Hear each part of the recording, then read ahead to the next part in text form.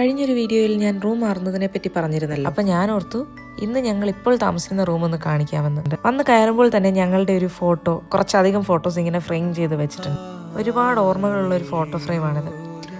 പിന്നെ ഞങ്ങൾ ആദ്യമായി കണ്ടപ്പോൾ ഞാൻ കൊടുത്തൊരു ബൊക്കെ, ആദ്യത്തെ ബർത്ത്ഡേക്ക് ഞാൻ ഉച്ചയ്ക്ക് കൊടുത്തൊരു ഗിഫ്റ്റ് ബോക്സ്, അതെല്ലാം ഞാനിവിടെ വളരെ ഭംഗിയായിട്ട് അടുക്കി വെച്ചിട്ടുണ്ട്.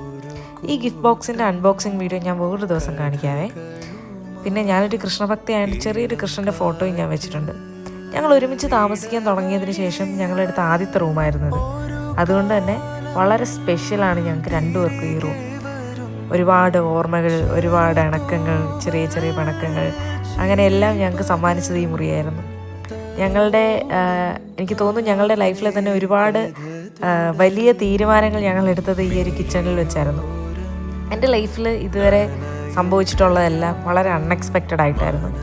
ഒരിക്കലും ഒരു NRI ആകാൻ ആഗ്രഹിക്കാത്ത ഞാൻ ഇപ്പോൾ ഇങ്ങനെ അബുദാബിയിൽ ഇങ്ങനെ ഒരു റൂമിൽ നിൽക്കുമ്പോൾ എനിക്ക് തോന്നുന്നത് ഇനിയും എൻ്റെ ലൈഫിൽ ഞാൻ വിചാരിക്കാത്ത കുറേ കാര്യങ്ങളാകും മേ ബി നടക്കാനുണ്ടാകാൻ പോകുന്നതെന്നാണ്.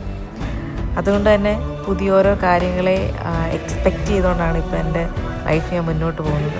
അപ്പോൾ അത്രയും പറഞ്ഞുകൊണ്ട് ഇന്നത്തെ കഥ അവസാനിപ്പിക്കുന്നു. അപ്പോൾ എല്ലാവർക്കും നന്ദി, നമസ്കാരം, ബായ്.